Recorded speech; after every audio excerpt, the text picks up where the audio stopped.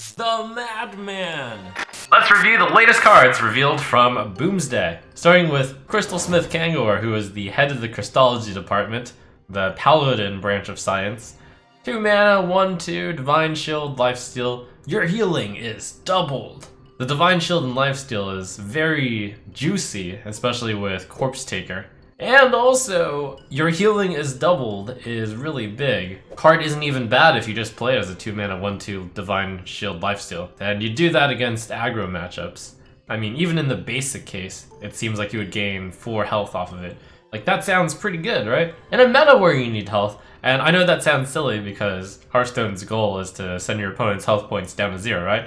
But strangely enough, right now we're in a meta where health mainly doesn't matter. So Kangor is not very good in this meta. But in a meta where you do need health, Crystalsmith Kangor is pretty good. It's generally against aggressive decks. Next up, Cosmic Anomaly. 4 mana 4/3 mage elemental card. Spell damage +2. And before you all comment on, wow, power creep on Evolved Kobold, I'm just cutting you off at the head now. Yes, we all know. Now, even though it's a card that's +2 attack and +1 health on a previous card, and that card had seen play in a previous meta, that meta was where Ice Block existed and Ice Lance existed. These days, the spell damage isn't that impactful. So then the question is, does this card actually see any play in any deck? And it's clearly something that will get out of control if it actually survives a turn. But so was Vexcrow.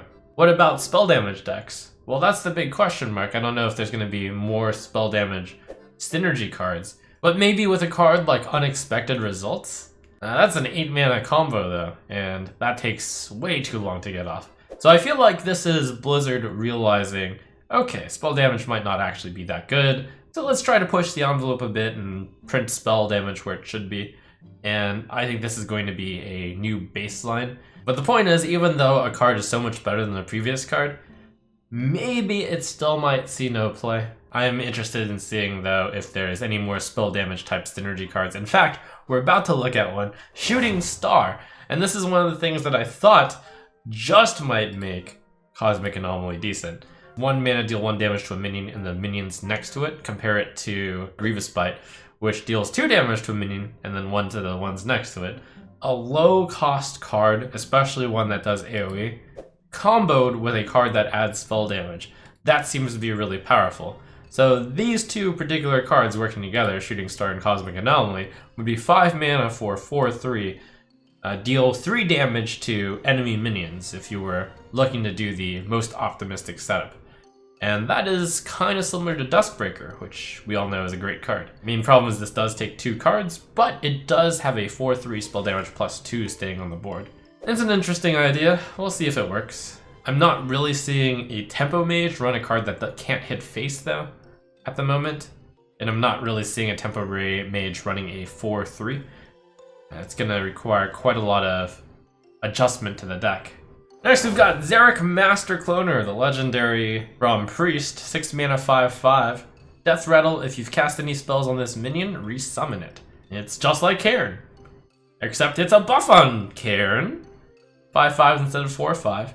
And once it comes back, it still has Death Rattle if you've cast any spells on this minion, resummon it. Infinite Cairn would be pretty good, right? Well, one small catch. You actually have to cast a spell on it. Priest has an excellent one to put on it. It would be Powered Shield. Seems like a natural fit for a Quest Priest deck.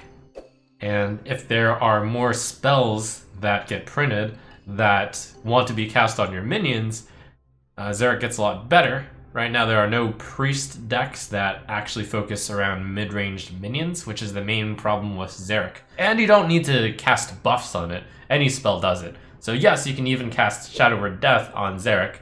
And it's not absolutely useless. It will reset Zarek to a 5/5 and heal it. So maybe if your opponent casts Shrinkray, look at that transition right there, on your Zarek, boom! 5, wait a second, that doesn't even... That doesn't even work! It's not useless because sometimes that can remove debuffs with a card like Shadow Word Pain. If your opponent casts Shrinkray, Look at that transition. Shrinkray, the paladin spell, 5 mana, set the attack and health of all minions to 1. So I'm gonna try to put on my bad salesman hat here. It's similar to equality, right? Except it also sets the attack of minions to 1. How much would you pay for an equality that also set the attack of all minions to 1? Would you pay 7 mana for it? Would you pay 6 mana for it? Well, for the low cost of 5 mana, you can do that. If you thought equality was really good, maybe you want to put a 3rd copy of equality in your deck. And now you can add in Shrinkray. I don't think it's actually worth 5 mana. I don't really think you need a 3rd copy of equality. I'm not even sure I would pay 4 mana for it. But here's an interesting idea.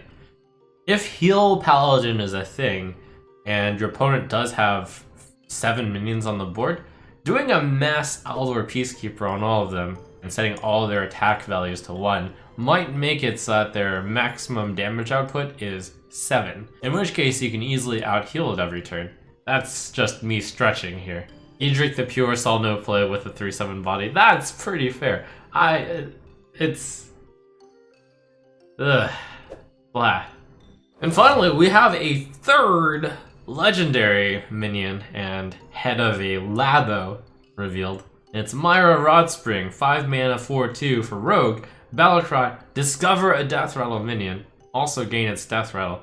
What an incredible value card Myra Valleytown approves. I think it's kind of similar to Azure Drake in the sense of you're paying 5 mana, you're getting a 4 attack minion, 2 health instead of 4, but you're getting a Death Rattle, which is probably worth more than 2 health.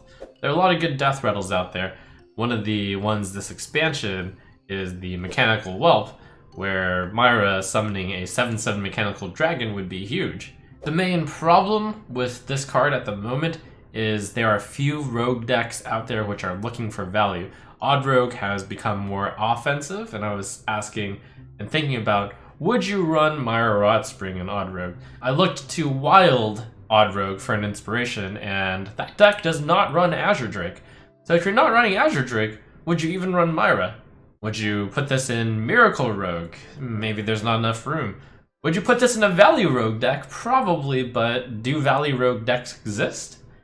There are a lot of Value Rogue cards printed at the moment, but can a Value Rogue deck, and I have tried very hard through the course of Hearthstone to make Value Rogue decks work, inevitably the Tempo Rogues seem to just work better, or the Miracle Rogues, so I don't know. Very cool card, clearly incredible value. We're just gonna have to see if a Value Rogue deck will look like it works. The good and the bad times, we've been through them all. Never gonna give you up, never gonna let you down, never gonna run around. The Inspira, Wheezing Seal, Gyarados Slowbro, gotta catch 'em all, gotta catch 'em all.